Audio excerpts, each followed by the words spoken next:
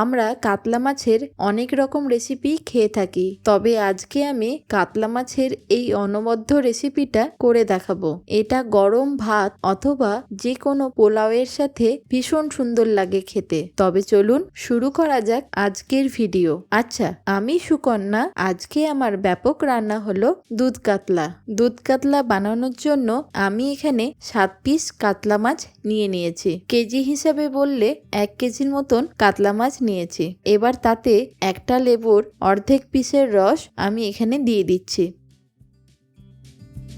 আর দিচ্ছি হাফ টিস্পুনের মতন গোলমরিচ গুঁড়ো।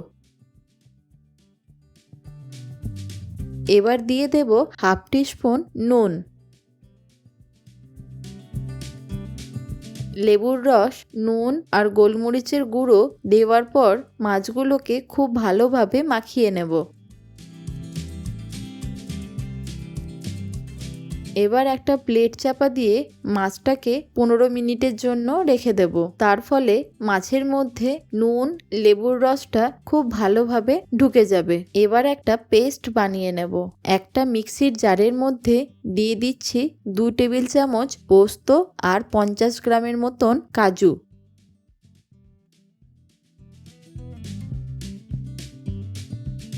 পোস্ত আর কাজুটা দেওয়ার পর একবার ড্রাই পেস্ট করে নেব। এবার দিয়ে দিচ্ছি হাফ কাপ দুধ। দুধটাকে আমি আগে থেকে গরম করে নর্মাল টেম্পারেচারে রেখে দিয়েছিলাম। এবার একটা বাটির মধ্যে নিয়ে নেব 2 চা চামচ আদা আর কাঁচা লঙ্কা বাটা,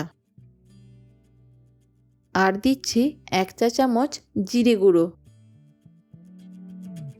এবার আরেকটু ঝালের জন্য দিয়ে দিচ্ছি 1 চা চামচ লাল লঙ্কার গুঁড়ো। এবার দিয়ে দেব স্বাদ মতো নুন। পুরো রান্নার টেস্টটাকে ব্যালেন্স করার জন্য দিয়ে দিচ্ছি 1.5 চা চামচ চিনি। এবার অল্প একটু জল দিয়ে একটা সুন্দর পেস্ট বানিয়ে নিচ্ছি।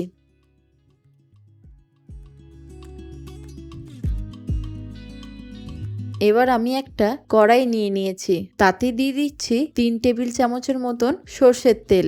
গ্যাসের ফ্লেমটা হাই করে দিয়ে তেলটাকে খুব ভালোভাবে গরম করে নিতে হবে। তেলটা গরম হয়ে যাওয়ার পর তাতে দিয়ে দিচ্ছি হাফ চা চামচ নুন। এখানে আপনাদেরকে একটা টিপস বলে রাখি, মাছ ভাজার আগে যদি তেলের মধ্যে অল্প একটু নুন দিয়ে দেওয়া হয় তাহলে মাছগুলো আর কড়াইতে লেগে যাবে না। এবার একে একে মাছগুলোকে আমি দিয়ে দেব।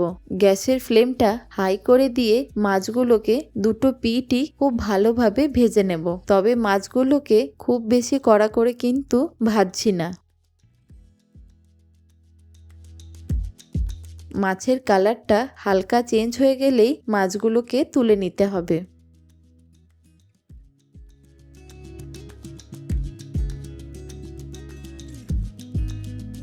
এইভাবে একে একে সব মাছগুলোকেই আমি ভেজে নিচ্ছি।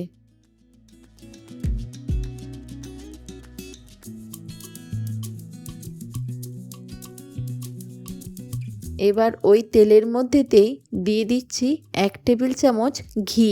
আপনারা চাইলে ঘিটাকে অ্যাভয়েড করতে পারেন, তবে ঘিটা দিলে দুধ কাতলার একটা সুন্দর গন্ধ বেরিয়ে আসে। এবার ফোড়ন হিসেবে দেব 5টা ছোট এলাচ, 4টে লবঙ্গ আর 1 টুকরো দারচিনি, আর দিয়ে দেব 2টো শুকনো লঙ্কা। ফোড়নটা একটু ভালো করে নাড়াচাড়া করে নিয়ে সুন্দর গন্ধ বেরিয়ে এলে তাতে দিয়ে দেব আগে থেকে বানিয়ে রাখা মশলার পেস্টটা। এই মশলার পেস্টটা দেওয়ার পর খুব ভালোভাবে নাড়াচাড়া করে নিয়ে মশলাটাকে ভালো করে কষিয়ে নেব। যতক্ষণ না মশলা থেকে তেল ছাড়ছে ততক্ষণ অবধি মশলাটাকে কষাতে হবে। এবার দিয়ে দিচ্ছি আগে থেকে বেটে রাখা কাজু আর পোস্তের পেস্টটা। কাজু আর পোস্তের পেস্টটা দেওয়ার পর খুব ভালোভাবে লো ফ্লেমে মশলাটাকে কষিয়ে নিতে হবে যতক্ষণ না এরকমভাবে মশলাটা থেকে তেল ছাড়ছে। মশলাটা থেকে খুব ভালোভাবে তেলটা বেরিয়ে আসার পর তাতে দিয়ে দেব মিক্সির জার ধোয়া জলটা।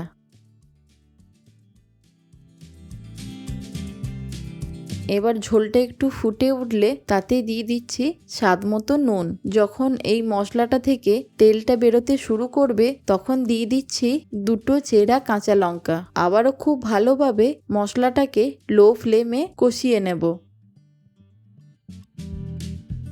দেখুন কতটা তেল বেরোতে শুরু করেছে। এবার দিয়ে দিচ্ছি 2 কাপ দুধ। আমি এখানে পুরোটাই দুধ ব্যবহার করেছি। আপনারা চাইলে কিছুটা দুধ আর কিছুটা জলও ব্যবহার করতে পারেন।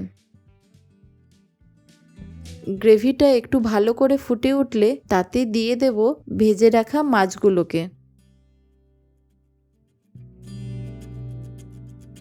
মাছগুলো দেওয়ার পর গ্রেভিটার সাথে খুব ভালোভাবে মিশিয়ে নিচ্ছি। এই সময় কিন্তু গ্যাসের ফ্লেমটাকে একদম লোতে রাখতে হবে। যেহেতু এটা দুধ কাতলা বানাচ্ছি সেই জন্য আমি কোনো হলুদ ব্যবহার করছি না। গ্রেভিটা একটু ঘন হয়ে আসলে তাতে দিয়ে দিচ্ছি 1/2 চা চামচ গরম মশলা গুঁড়ো। আর ওপর থেকে দিয়ে দেব 1 চামচ ঘি। আমি এই দুধ কাতলাতে কোনো পেঁয়াজ রসুন ইউজ করছি না। বিশ্বাস করুন এই দুধ কাতলা দিয়ে আপনি 1 থালা ভাত অনায়াসে খেয়ে নিতে পারবেন। আমার কথা অনুযায়ী একবার বাড়িতে অবশ্যই ট্রাই করে দেখুন। আর কেমন হয়েছে সেটা অবশ্যই আমাকে কমেন্টে জানাবেন। আশা করি আপনাদের এই রেসিপিটি নিশ্চয়ই ভালো লেগেছে। এরকম আরও নতুন নতুন রেসিপি দেখতে হলে অবশ্যই কমেন্টে জানাবেন। ভালো থাকুন, সুস্থ থাকুন, দেখতে থাকুন ব্যাপক রান্নাঘর।